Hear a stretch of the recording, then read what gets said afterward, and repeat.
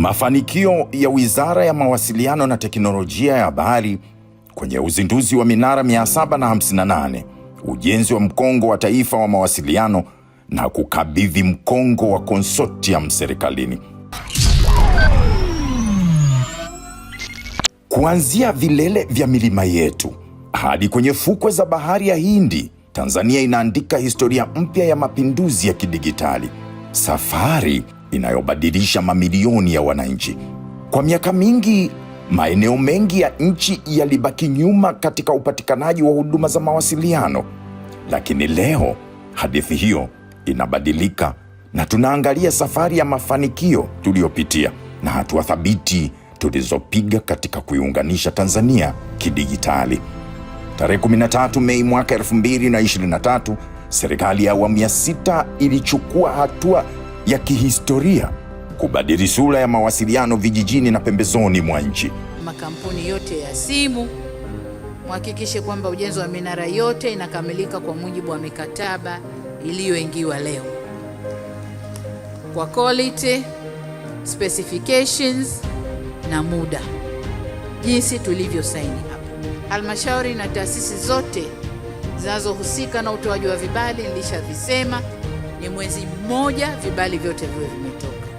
Kupitia ruzuku ya serikali ya shilingi bilioni 126, ikiwemo shilingi bilioni 71 kutoka mfuko wa mawasiliano kwa wote UCSAF na shilingi bilioni 55 zilizotokana na mkopo wa Benki ya Dunia kupitia mradi wa Tanzania ya kidigitali, mradi wa ujenzi wa minara 758 ulianzishwa.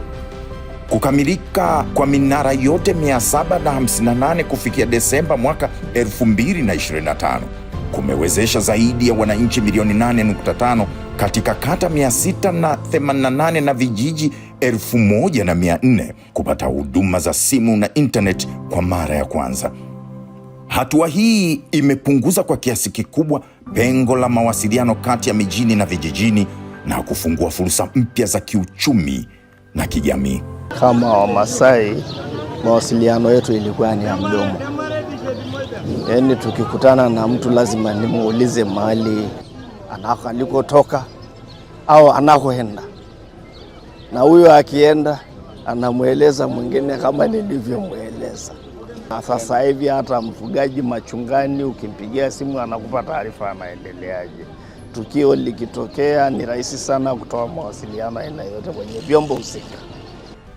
Sambamba na ujenzi wa minara mipya, minara 304 iliyokuwa na teknolojia ya 2G imeboreshwa hadi 3G na 4G.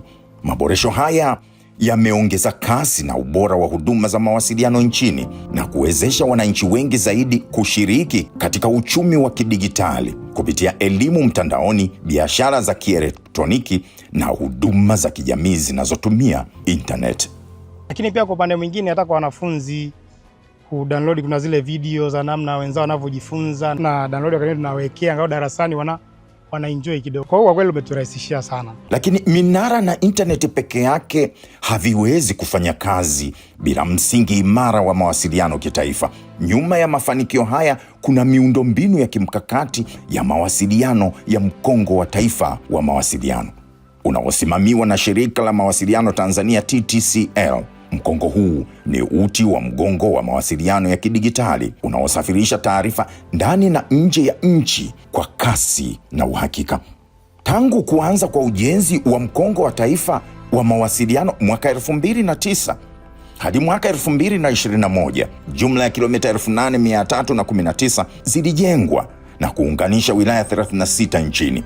Kuanzia mwaka 2021 hadi kufikia leo, ujenzi umeongezeka kwa kasi kubwa na kufikia zaidi ya kilomita 15,167 za mkongo unaofikia wilaya 121 kati ya wilaya 139.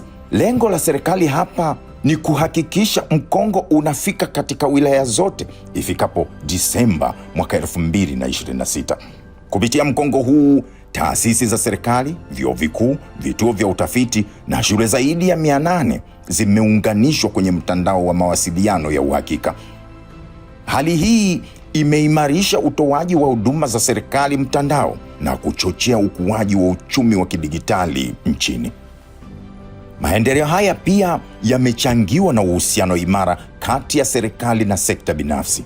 Mnamo Septemba mwaka 2023, serikali ilisaini makubaliano na Umoja wa Watoa Huduma za Mawasiliano kwa ajili ya kuimarisha zaidi miundombinu ya mkongo wa mawasiliano, yani missing links, kwenye maeneo ambayo hayajafikiwa na mkongo wa taifa wa mawasiliano. Tarehe 25 Septemba mwaka 2023, serikali na consortium waliingia hati ya maridhiano na kuwezesha consortium kuchangia kiasi cha dola za Kimarekani milioni 11.4 mpaka kufikia Februari 2026 na kuweka ahadi ya uwekezaji wa zaidi ya dola milioni 13 kwenye upanuzi wa mkongo wa taifa wa mawasiliano. Aidha, zaidi ya kilomita 1193 za mkongo zimejengwa na kukaguliwa ubora wake, na mkongo huo sasa unakabidhiwa rasmi serikalini. Haya ni mafanikio makubwa mno katika safari ya kujenga Tanzania inayounganishwa kidigitali. Hata hivyo, safari bado inaendelea. Serikali inaendelea kutekeleza mkakati wake wa kuhakikisha kuwa hakuna Mtanzania yoyote anayebaki nyuma katika upatikanaji wa mawasiliano na huduma za tehama kama ilivyoainishwa kwenye Dira ya Maendeleo ya Taifa 2050. Kwa pamoja tunaijenga Tanzania inayounganishwa, jumuishi na ya kisasa. Tanzania ambayo kila mwananchi ana nafasi sawa katika dunia ya kidigitali leo na kwa vizazi vijavyo. Mheshimiwa Rais, we are deeply honored by your presence today. Your leadership continues to position ICT as a central pillar in delivering Tanzania's National Digital Economy Strategy 2024-2034 and the long-term aspiration of Tanzanian Vision 2050. Across our country, we are witnessing the real impact of digital transformation. Young people are building businesses for their mobile phone, farmers are accessing markets and receiving payments digitally. Government services are becoming more efficient and accessible. YAS is proud to be a true ally of the realization of the National Digital Economy Strategy and National Development Vision 2050. Our commitment is clear: to continue investing in resilient digital infrastructure, to expand access and inclusion for all Tanzanians, and to support the government in delivering its vision for a strong digital economy. Sisi kama Vodacom tunatoa huduma za kidijitali na za kifedha kwa mwisho wake.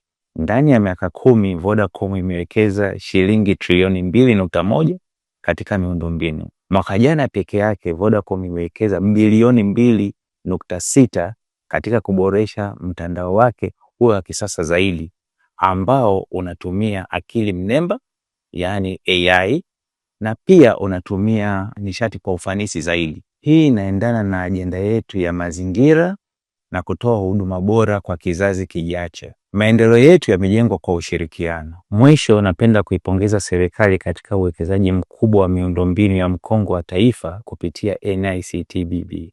Kama Vodacom tunajivunia kuwa mdau wa maendeleo ya taifa. Na wasalimu kwa jina la Jamhuri ya Muungano wa Tanzania. First, allow me to express our sincere gratitude to the government of Tanzania for your continued support in advancing the telecommunication sector and overall digital Tanzania framework as we embark on the DIRA 2050. Allow me at the same time to commend the Ministry of Communication and Information Technology for their unwavering support. Airtel Tanzania operates under a public-private partnership framework in which the government of Tanzania holds a 49% shareholding kupitia msajili wa hazina. Airtel partnership with the government has been instrumental in driving meaningful impact as we remain committed to delivering value to the people beyond profit. Thank you to the Digital Tanzania Project 758, where we have been a significant player with 169 sites. Nilikuwa naona 5G kama ndoto kufika nchini kwetu. Sasa nawapongeza sana wizara na Airtel kwamba sasa tumeshuhudia lidude lile kubwa linaloitwa robot linakuja kuleta kifurushi cha 5G ndani ya Tanzania. Our investments in fiber infrastructure and rural connectivity are ensuring that no one is left behind. Trong giai đoạn tới, Halotel sẽ không chỉ là nhà cung cấp kết nối mà là nền tảng về hạ tầng số.